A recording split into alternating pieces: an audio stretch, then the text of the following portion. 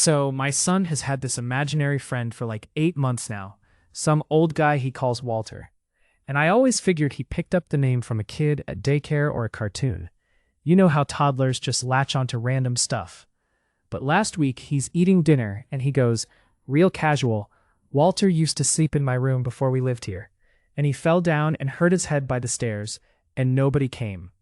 My wife and I just kind of laughed it off at first, because kids say weird stuff. But something about how specific it was stuck with me. So, later that night, I pulled up the county property records just out of curiosity. Honestly, mostly to prove myself wrong. And there it was. The previous owner before us was a man named Walter Ostrowski, 78 years old, and he died in that house, right at the bottom of the staircase, from a fall. I hadn't told my son that name, my wife hadn't either. We didn't even know it ourselves until that exact moment. I sat there staring at the screen for a good 10 minutes just trying to convince myself it was a coincidence. Some name he heard somewhere. But our son doesn't watch anything with a character named Walter.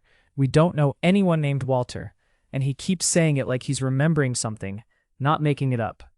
Last night he asked if Walter can come back inside because it's cold outside for him now. And I swear my wife's hands were shaking when she tucked him in. We haven't said anything to him about what we found. We're honestly scared to.